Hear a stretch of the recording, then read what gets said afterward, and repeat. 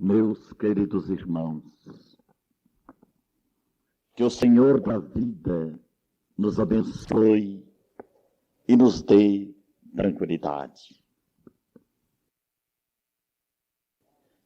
Que felicidade para nós, ao chegarmos a esta simpática cidade de Jaboticabal, com a notícia de que a casa está aniversariando no dia de hoje, completando seus 79 anos de vida fecunda, de nobres e santas realizações dentro da seara espírita cristã. Ouvimos atenciosamente o currículo, a leitura feita pelo nosso irmão, dos departamentos da casa, dos pioneiros que levantaram esta bandeira de trabalho e de vitórias espirituais. E hoje, para nós, essa alegria se torna imensa, indefinível, quando o Evangelho nos proporciona a meditação do trecho sob o despendimento dos bens terrenos. E todos nós que aqui nos encontramos na condição de espíritas, consciências iluminadas pelo entendimento transcendental da vida e do universo, ao ouvirmos o texto evangélico, refletimos em profundidade consciencial. Porque seria que o Evangelho nessa noite nos alertasse, ou viesse nos alertar, a respeito da necessidade do desprendimento dos bens materiais. Porventura estaremos nós ainda presos, aprisionados ao egoísmo, à avareza, às paixões pelos bens da terra, quando a luz do entendimento espírita já nos felicita a alma? Indubitavelmente, sim. Todos nós trazemos determinadas dificuldades de autolibertação, não apenas dos patrimônios materiais, mas afetivos, o apego imoderado a pessoas, aos afetos, que às vezes se transformam em grilhões, a aprender-nos na psicosfera do planeta. E com o entendimento de que o espírito necessita elevar-se em planos mais profundos de espiritualidade, a voz do bem, através da mensagem espírita, vem de nos alertar da atitude racional de nos desprendermos gradativamente, paulatinamente, de todo excesso, de tudo aquilo que pode causar dificuldades em nossa elevação de espírito. Que beleza para nós o entendimento da doutrina espírita, que nos auxilia nesse processo de autolibertação, antecipadamente, antes que possamos deixar o organismo físico nas entranhas das sepulturas. Desprendimento, sim, mais devotamente ao bem, ao próximo, mais desprendimento de tudo aquilo que constitui para nós os grandes óbices do nosso progresso espiritual. E a razão mais alta constitui, para os nossos benfeitores espirituais, nos alertarem a respeito dessa problemática que, através das reencarnações sucessivas, tem nos feito cativos, reféns das ilusões de que o espírito é dono de alguma coisa, Nós sabemos que a única herança que realmente podemos ter conosco é intrinsecamente aquela dos nossos atos, de nossos pensamentos e palavras. É a bagagem do coração. É aquela que o tempo, os ladrões não roubam. Ela não perece. Ela prossegue conosco no itinerário da vida eterna. É a bagagem do amor e da sabedoria. Por tudo aquilo que houvermos semeado de bom, espalhado de forma positiva no caminho das criaturas humanas. Mas ai de nós, quando um imoderado desejo de posse, quando o espírito de avareza nos possui, quando nós trocamos aquilo que é eterno e permanente por aquilo que é instável e transitório, quando nós nos deixamos algemar por esta pseudo-posse, por essa pseudo-fortuna, que de momento para outro nós podemos dela nos privar pelo império das mutações materiais. Ninguém veio ao mundo das formas para permanecer definitivamente no corpo. Tudo aqui obedece àquele caráter de transitoriedade inevitável. Mas há uma conquista inalienável que devemos realizar por nós, dentro de nós, que é a conquista dos conhecimentos elevados, que a doutrina espírita é fértil, abundante, proporcionando-nos assim o tesouro da fé raciocinada, que nos ensina com discernimento, possuir sem sermos possuídos, usarmos o critério do discernimento, para não sermos escravos daquilo que o Pai nos permitiu administrar dentro das coisas efêmeras do mundo. Por isto, se nós olharmos os ensinamentos do Cristo, um dos maiores espíritos que passou pelo planeta Terra, ele foi peremptório em afirmar que aonde está o coração do homem, aí está o seu tesouro. Nós sabemos que o Senhor não tinha uma pedra onde reclinar a cabeça. Nasceu numa manjedoura paupérrima, teve uma vida modesta e se despediu do mundo massacrado numa cruz. Mas legou-nos para toda a posteridade as mais belas lições da riqueza imperecível do amor, da humildade e da sabedoria. E todos nós, espíritos em evolução, através dos erros infinitos insondáveis, através das vidas seriadas, temos sido aqueles espíritos negligentes, retardatários da evolução, que temos feito a inversão dos valores eternos, nos permitindo viver apenas naquilo que tange aos sentidos, às percepções materiais, em detrimento à vida imperecível do espírito. Nós sabemos que todos nós que aqui estamos já vivemos séculos incontáveis e estamos diante de milênios sem fim. Todos nós já habitamos palácios das grandes aristocracias do pretérito. Todos nós já fomos grandes latifundiários. Hoje, talvez, pela necessidade de elevação, de aprendizado ou de resgate, nós voltamos à reencarnação, socialmente mais obscuros, materialmente mais pobres, marcados pela necessidade e pela dor, a fim de ressarcirmos os excessos do pretérito, o desmando do passado, as arbitrariedades de ontem, e para que o espírito encontre esta leveza espiritual que possa lhe permitir os mais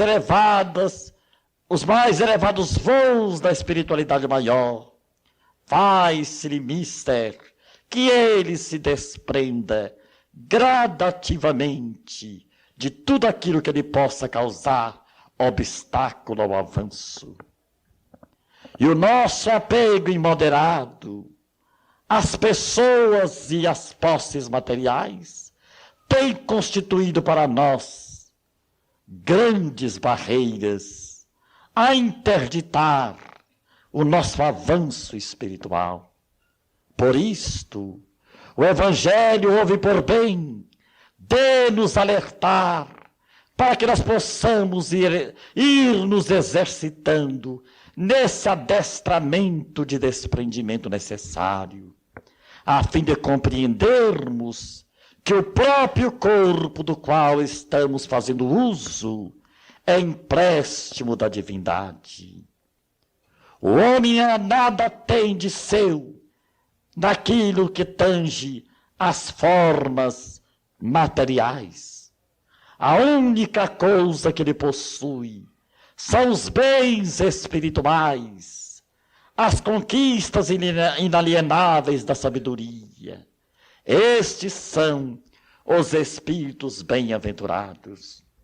E dentro da literatura mediúnica, nós sabemos das experiências dramáticas de milhões de irmãos nossos que viveram antes de nós, ou foram nossos contemporâneos, que mesmo com a bênção do conhecimento doutrinário do Espiritismo, não tiveram aquele desprendimento necessário dos bens materiais, e que após a morte do corpo físico se transformaram em obsessores dos que ficaram. Assim, queridos e amados irmãos, reflitamos no conselho do Evangelho, apliquemos em nós, com a luz do discernimento espírita cristão, essa máxima de Kardec: fora da caridade não existe salvação. Saibamos doar com equilíbrio, com discernimento, aquilo que o próximo necessita. Evidentemente que a doutrina espírita não nos aconselha dar do que temos aos outros e nos transformarmos em mendigo das ruas. Ninguém está impedido de ter a fortuna. A fortuna é uma bênção de Deus. Quando aquele que a retém transforma em luz, amparo, educação, socorro aos que menos possuem. Ninguém está condenado por ter isto ou aquilo. A pessoa se autocondena pelo egocentrismo, pela dificuldade de dar, de ajudar, de estender as mãos misericordiosa aos irmãos de humanidade. Então, a missão principal do Espiritismo é libertar o homem do seu materialismo, dar-lhe uma visão transcendental da vida, de Deus e do universo, a fim de que ele possa entender que ele está passando pela terra. Ele é apenas um estudante na escola da vida material. Depende do seu comportamento, de sua aplicação e disciplina, do seu espírito de altruísmo e de benemerência, ele sair da reencarnação mais rico, mais nobre, mais elevado, mais feliz do que quando veio para reencarnar. O problema é de opção entre amar, ajudar, contribuir, cooperar, estender a beneficência, ou nos deixarmos levar pelas amarras, as algemas inquebrantáveis do egoísmo e da avareza. Então, para nós que já temos a bênção do conhecimento espírita, seria uma incoerência muito grande nós permanecermos aprisionados de maneira enseguecida à transitoriedade dos bens materiais em detrimento dos bens espirituais. Louco, disse o Cristo a um homem, o que adianta a ti conquistares o mundo se esta noite te pedirão a alma? O que juntaste, para quem ficará? E nós sabemos que todos nós temos uma certa dificuldade de dar. Tanto que o Espírito de Emmanuel nos aconselha, nos esclarece e nos adverte. O espírita que não gasta e não se gasta pelo Espiritismo, ainda não assimilou o espírito da doutrina, que é a caridade. E às vezes nós não temos muita facilidade em distribuir as dádivas da vida. Muitos de nós acreditamos que basta o poder da prece, o apoio moral para manter um albergue, uma creche, um sanatório, um asilo, as dificuldades de uma casa doutrinária. Mas quando se fala em doar, as pessoas se transmudam. Os sorrisos murcham nos lábios e elas se retraem apáticas. O medo do desprendimento, o medo de se empobrecer, o medo de amar. Tanto que irmão X, em crônica psicografada pelo Chico, nos diz que o homem tem medo de ser bom. E ele cria para si as mais dolorosas prisões magnéticas. E ele destrói em si as faculdades de amar. Então, queridos irmãos, não vamos imitar aquele homem da crônica de Humberto de Campos, que vivera há 80 anos, gozara o corpo, a fortuna e os prazeres materiais, mas quando se viu acometido pelas torturas de uma doença irreversível, quando ele compreendera que a desencarnação lhe era inevitável, ele quis usar de sutilezas, comprando a misericórdia de Deus. 10 milhões para o sanatório, 5 milhões para a creche, 10 milhões para o asilo, e 2 meses depois, desencarnara considerado um homem de bem, com todas as pompas da igreja. Mas ao chegar no mundo dos espíritos, tão grande foi a sua decepção, porque lá estava filmado, registrado, os seus sentimentos mais secretos, as suas intenções mais sutis. Após gozar o corpo, a revelia, na indisciplina, na maratona dos prazeres, ele deu porque não podia levar consigo. E com isto, ele pretendia comprar a misericórdia de Deus. Então os espíritos amigos lhe disseram, não, Pacheco, você vai ter que voltar à reencarnação, suar pelos poros, compadecer-se dos necessitados e auxiliá-los pelo amor. Porque você não deu pelo amor, você deu pelo medo do desconhecido, após não poder mais gastar com seus próprios caprichos. Que não ocorra conosco o que aconteceu com Pacheco. Porque nós temos a riqueza inapreciável do Espiritismo. Nós sabemos o que nos espera além da matéria densa. Nós compreendemos a problemática da vida espiritual no que tange ao acerto de consciência. Nós sabemos que a lei é de causa e efeito. Então que nós possamos, como alunos obedientes ao Divino Mestre, irmos nos desprendendo gradativamente de todo excesso que nos causa estranheza.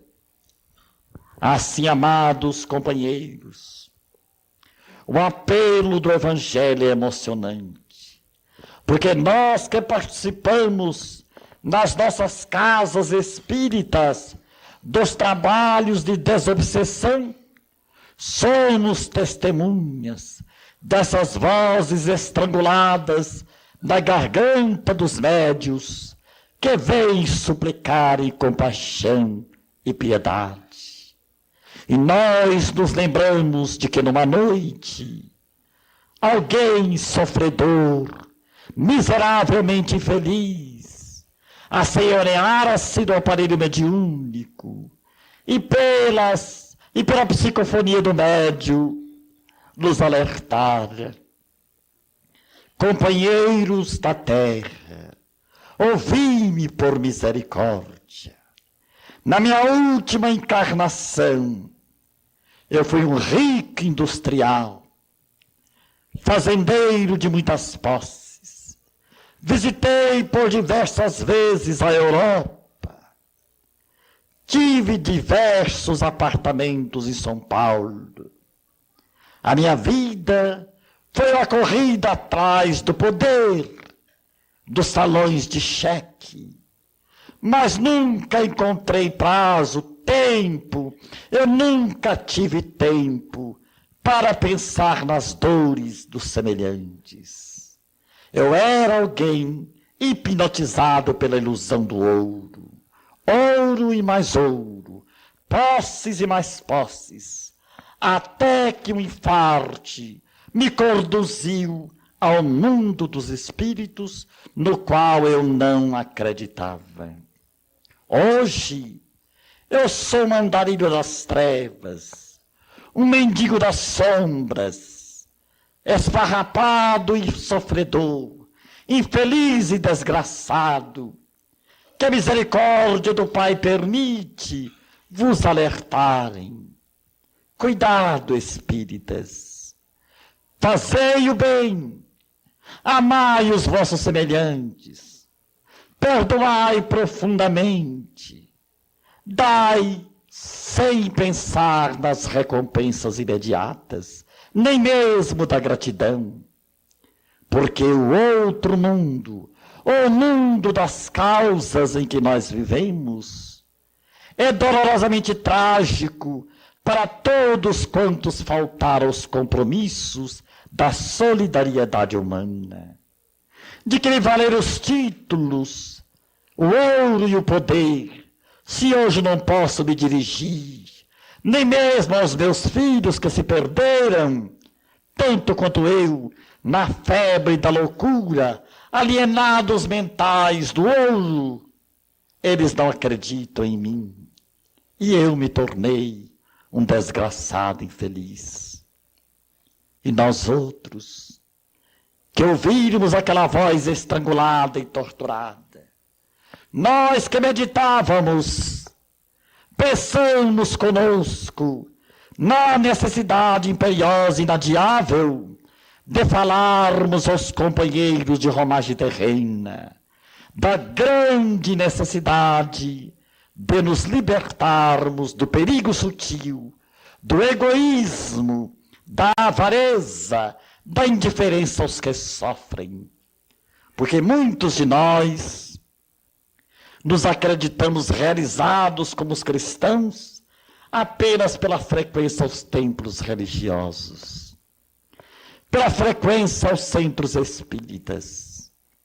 Mas, em verdade, se o Espiritismo não entra em nós, se não nos modifica como espíritos, se não nos dá a visão mais ampla da vida, se não nos melhora emocional e sentimentalmente, se nós não nos tornamos mais dóceis, mais desprendidos, mais caridosos, apenas guardamos as luzes do Espiritismo dentro da esfera intelectual, sem que essas luzes nos alcançasse o âmago do coração. E o nosso sofrimento vai ser bem maior do que aqueles que erram por ignorância.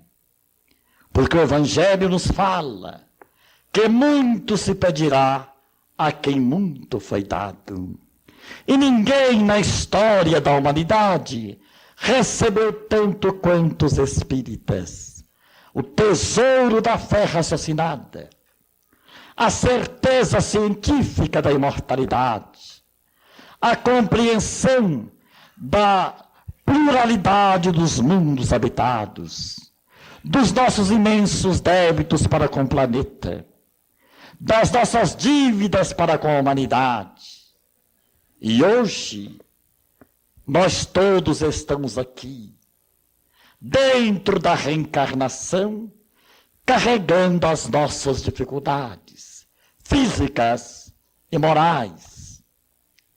Como doentes no vasto hospital de recuperação, a fim de um dia, alforriados do corpo físico, à maneira do 13 de maio de 1888, para os filhos de Angola, também possamos receber a nossa carta de alforria na verdadeira emancipação de nossa alma, até que, enfim, livres, libertos, eufóricos, volitarmos felizes para além das estrelas de nossas noites. Mas ai de nós, que no imediatismo da vida humana, nós nos perdemos no labirinto das paixões. Nós nos comprazemos apenas em usufruir a matéria e os bens da matéria. Ai de nós que não entendemos o aspecto purificador do sofrimento. Ai de nós que não queremos a renúncia e o sacrifício pelo bem dos semelhantes. Seremos espíritos malogrados, infelizes e desgraçados. Retornaremos ao mundo espiritual muito mais infelizes, muito mais miseráveis do que aqueles que perpetram crimes, por nos faltarem o desprendimento após o conhecimento. Porque o conhecimento gera responsabilidade. Após conhecermos, é aquilo que nos ensinara Jesus: conhecereis a verdade, e a verdade vos libertará. De que a verdade poderia nos libertar? Da ignorância, do egoísmo, das paixões, do orgulho, da indiferença, da ociosidade, da violência, do desamor, a fim de compreendermos a razão palpitante da vida eterna. Então, nesta casa, que hoje completa mais um aniversário de profícuas realizações no campo espiritual e material de suas atividades filantrópicas, sociais, nós nos rejubilamos pela página do Evangelho, que vem de nos auxiliar a todos a irmos gradativamente nos esforçando para amar sem aquela condição possessiva, a ter sem sermos possuídos, a compreender sem pedir compreensão. É o exercício, é a ginástica, é o adestramento, é a preparação do espírito para que ele possa se libertar com mais facilidade das circunstâncias do sofrimento após morte. Referimos-nos, é claro, à morte do corpo, porque o espírito jamais pode morrer. Então, companheiros e amados irmãos que aqui estamos analisando, nós nos lembramos de irmão X, aquele senhor que vivia pedindo aos espíritos que auxiliasse a ganhar na loteria, porque ele tinha o ideal de construir um orfanato para as crianças. E de tanto lhe pedir, os espíritos lhe permitiram encontrar no seu caminho uma nota de 10 mil réis. Ele pisou em cima da nota, olhou para a esquerda e para a direita, não se viu observado, apanhou rapidamente a cédula e, ao pô-la no bolso, continuou andando. Cruza por ele 3 ou 4 minutos depois um mendigo necessitado. Estende-lhe as mãos esquálidas e trêmulas e suplica-lhe uma ajuda pelo amor de Deus. E ele lhe responde frio e cruel: eu não cuido de vagabundos. Então os espíritos disseram: imagine se fosse 10 milhões. Assim, companheiros, vamos pensar no valor das migalhas. Não importa a quantidade, o que importa é a qualidade da ação. É a qualidade da doação, a maneira de nos doarmos doando. É esta atitude que é analisada pelos nossos benfeitores espirituais. Porque naquela Jerusalém atormentada, naquela tarde de sol intenso, todos deitavam no gasofilácio as suas ofertas. Quando na fila comparece uma magra, esquelética e pobre viúva, que depõe no gasofilácio a magra e única moeda que possuía. Foi a única que mereceu de Jesus um apontamento de amor. Em verdade, essa deu mais do que todos, porque deu do que lhe faltava. O espírita não pode deixar o pão endurecer nas latas, os sapatos em desusos, as roupas em desusos, o dinheiro trancado no cofre da usura. São valores mortos, estanques. Pode criar contra nós dolorosos processos de obsessão. Dar é o lema da vida. Quem é que ensinou matemática para a terra, que recebe do lavrador um grão de milho e lhe devolve uma espiga recheada? Quem é que ensinou a terra a multiplicar? A cisterna mais visitada pelo balde, mais multiplica caudal. Nós sabemos, e vós também sabeis, do livro de Ramiro Gama, lindos casos de Chico Xavier, quando ele disse à sua irmã que não acreditava muito nos espíritos: minha irmã, é dando que se recebe. A vida é uma troca permanente. Quem dá, dá-se. Quem não dá, rouba de si mesmo.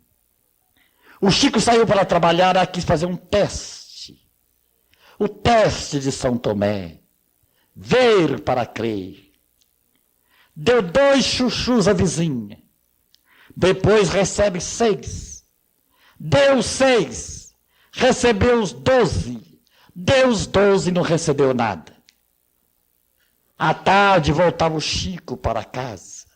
E mais do que depressa, ela diz ao irmão: quase que comecei a acreditar na sua filosofia. Mas nós acabamos de ficar sem chuchus para a sopa. Dei todos os chuchus e não recebi mais nenhum. Não passou 6 minutos, alguém bate à porta do Chico, trazendo-lhe um saco de chuchus. Meus irmãos, que beleza para nós. Há uma passagem de irmão X, na Índia. Aquele vidente que vira aqueles 2 jovens, marcados para morrer naquele dia. Eles saltitantes, cantarolando uma canção, iam ao matagal próximo, lenharem, buscarem lenha. E ele, o vidente, pensou em voz alta, tão jovens e vão morrer hoje. Alguém que estava perto do vidente acompanhou os 2 jovens para verificar se o vidente era digno de crédito ou se era um falso profeta. Os jovens foram à floresta próxima, buscaram as lenhas, voltaram cantando para suas casas, sem que de nada de trágico lhes acontecesse. Então ele voltou para desmascarar o sábio. Vós sois um pseudo-sábio, um falso profeta. Os jovens estão bem, saudáveis e felizes. O vidente, ensimesmado, não é possível, redarguiu. Vamos lá. E lá chegando, lá estavam os jovens cantando uma canção, felizes e descontraídos. Então o vidente lhes pergunta, o que ocorreu com vocês na estrada da floresta? Nada, senhor, respondeu um dos jovens. Apenas encontramos um mendigo e repartimos com ele o nosso pão. O vidente sorriu e deu-lhes uma ordem. Desamarre os feixes de lenha. Ambos obedeceu, incontinente. Abriram os feixes de lenha. E dentro dos feixes de lenha estavam as 2 mais perigosas víboras da região. Então o vidente olhou para eles e disse-lhes, que culpa eu tenho se Deus se tocou por um pedaço de pão? Eles não morreram porque havia dado um pedaço de pão. Quantos de nós que lemos a mediunidade de Chico, vamos olhar no livro Sexo e Destino de André Luiz, aquela madame do Rio, que tinha uma vida fútil, vazia de society, que nada fizera até então em benefício de alguém. Ela estava para ser auxiliada, socorrida, mas os espíritos nada podiam fazer em seu favor, porque ela não estabelecera crédito algum com a espiritualidade. Até que numa tarde na praia, ela tem compaixão de um órfão, de uma criança, e tira da sacola um pedaço de sanduíche e dá para a criança. Félix, André Luiz, choraram na espiritualidade de emoção. E o gente Félix determinou, vamos ajudá-la. Ela já tem crédito conosco. Um pedaço de sanduíche. Ai, se nós soubéssemos, diz Jair presente, nós daríamos a padaria toda. Mas as nossas dificuldades são imensas. Temos medo do amanhã, medo da miséria, da pobreza. Sempre acreditamos que é importante fazer aquele pé de meia que nunca termina. O pai de meu pai desencarnou com 98 anos fazendo o pé de meia. E nunca concluiu. Mas após a morte, é aquele brado de angústia, é aquele brado de dor que não tem fim. Ó irmãos da terra, meditai, refleti, ponderai, abri os vossos entendimentos, os vossos corações. No plano espiritual, caridade significa sinal verde, indicando passagem livre. mais o egoísmo significa sinal vermelho interditando a paz. Então, amados companheiros, vamos exercitar o coração, dando mais de nós. Aqueles do lar, da via pública, dos albergues, das favelas, dos presídios, todos somos irmãos perante a paternidade de Deus. Então, a caridade para todos nós é simples obrigação. Bem-aventurados sois vós, que deste de comer o que tem fome, de beber a quem tem sede, que vestiste os nus, que visitaste as viúvas, os infelizes. É a mim que o fazeis. Jesus se colocara na condição deles e por eles agradecia a humanidade. É como se ele dissesse: muito obrigado, alma querida, pelo bem que me fizestes. Quando ajudamos alguém, estamos colocando na contabilidade da vida um depósito de luz e de amor. Então vamos considerar a importância do bem, a importância da caridade. E não vamos a julgar que tudo isso está ultrapassado, obsoleto. O importante é falar de ciência. A ciência não se trata de responsabilidade moral. Diz Emmanuel que sem a ciência nós voltamos para a selva, mas que sem o evangelho nós vamos para o sanatório. Então vamos deixar os nossos corações se sensibilizarem ante a miséria humana e vamos exercitar o bem, a caridade, o amor e a benemerência, se quisermos sair da reencarnação vitoriosos, enfim, das refregas do pretérito. Que o Senhor nos abençoe.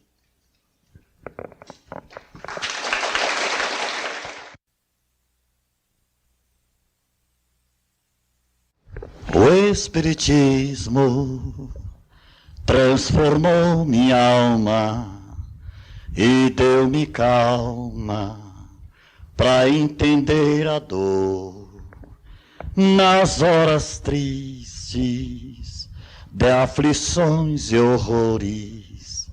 Tornou-se em flores de eternal amor.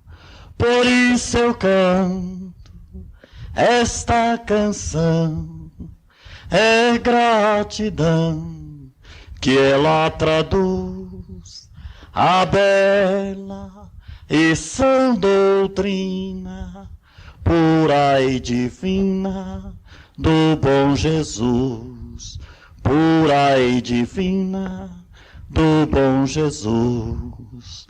O Espiritismo transformou minha alma e deu-me calma para entender a dor nas horas tristes de aflições e horrores.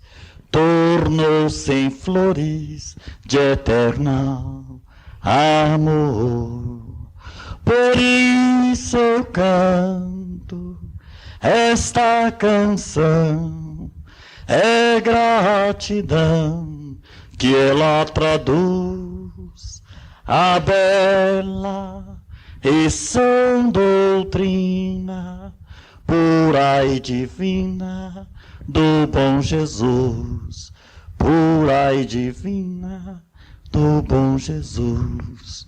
Meus irmãos, eu disse ontem na cidade de São Carlos, e vou repetir aqui,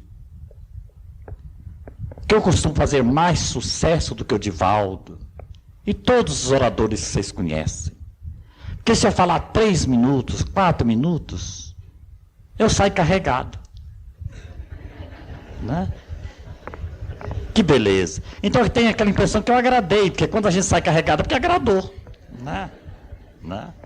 Então eu estou muito contente, partilhando dessa alegria de aniversário, dessa oficina de amor, né? Que beleza estar aqui. Então eu vou contar um casozinho para vocês, porque eu costumo dizer que o Chico tem uns lindos casos. Eu tenho uns casos engraçados que ocorrem comigo, por esse Brasil, talvez por causa da minha problemática de estar na cama. As coisas vão acontecendo. Na cidade do Prata, Triângulo Mineiro, uma nossa irmã preocupada, que é ela que queria me dar o café. Porque tem sempre uma pessoa prática que me atende às necessidades. Mas ela queria me dar o café. Então ela chegou perto de mim e falou assim, que jeito que você toma café? Falei, do jeitinho da senhora. Então ela virou a xícara de uma vez. Né? E eu dei aquela engolada feia, né? E a lágrima correu e morreu na ponta dos lábios. Falou, o que foi? Falei, emoção, minha filha. Estou muito emocionado, né? Não é? Na chegada de Porto Alegre, o guarda via a perua, apita. Meu irmão parou, quando o guarda me viu, falou assim, hospital à direita. Falei, muito obrigado. Não. Na cidade de Brasília, eu costumo ficar no lar dos velhinhos. Então, quando eu cheguei carregado pelos amigos, um velhinho disse para o outro assim, ai, já está enterrando defunto com óculos? Achando que era a saída de um enterro. Não. E por eu ser cego, com respeito aos meus irmãos, que estão aí privados da visão física, né?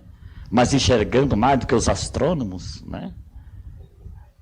Uma senhora em Uberaba queria falar com o Chico. Eu costumo falar que eu sou pneu de estepe do Chico. Porque eu estou todo mês em Uberaba, então aqueles que não podem falar com o Chico, quebra o galho comigo, né? Então a nossa irmã chegou, o senhor é o seu Jerônimo Mendonça? Falei assim, para lhe servir, minha irmã. Ela tirou da bolsa uma fotografia e falou para mim, este é meu marido. Falei, muito prazer, o senhor está bem? Ela ficou em silêncio. E o cidadão também, né? Falei, o senhor está bem? Tudo bem com o senhor? Então ela falou, mas seu Jerônimo, é uma foto. Falei, é uma foto. E pensei comigo, agora como que ela vai ficar, né? Falei, minha irmã, mas eu também sou cego. Ela só não falou, essa aqui é uma foto do meu marido. Só falou, este é meu marido. E eu não enxergo, né? Cumprimentei o seu marido. Me desculpa, falei, estamos quites, né? Estamos quites. Mas qual é o problema? Esse homem me ama. Imaginem vocês, ela que era esposo média que tinha que saber. Falei, coitado do Chico, né? O que o Chico tinha que enfrentar? Saber se ela era amada pelo marido. Então, como todo mundo merece uma resposta, eu falei assim, qual é a profissão dele? Padeiro. Falei, é o padeiro que entrega o pão ou o padeiro que faz o pão? É o padeiro que faz o pão.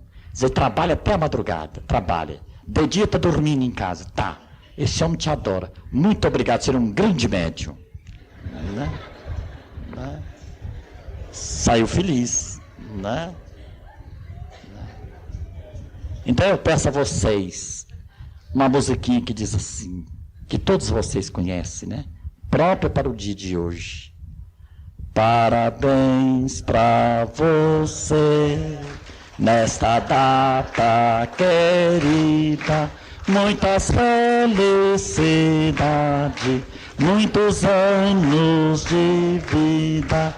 Parabéns para você nesta data querida, muitas felicidades, muitos anos de vida. E que Deus abençoe os pioneiros dessa casa, aquelas almas valorosas que enfrentaram as dificuldades que nós não enfrentamos hoje. Eles enfrentaram até polícia, dificuldade tremenda. Hoje ser espírita é ser chique, né? O Chico costuma dizer assim, no centro espírita que tem 3 pessoas trabalhando já é luxo, né? Então nós abraçamos a casa, a espiritualidade maior aqui presente, a todos vocês, a nossa querida Jabuticabal, E muito obrigado pela oportunidade, gente. Um abração para você. Ó, e muito obrigado, porque o Ariovaldo que nos acompanha é profeta. Ele disse lá na cidade de Araraquara: Lauro, não coma nada. Eu estou desconfiado. Falei, de quê? Que lá tem alguma comes e bebes, porque lá hoje é festa. E ele acertou, gente. Muito obrigado a vocês, viu?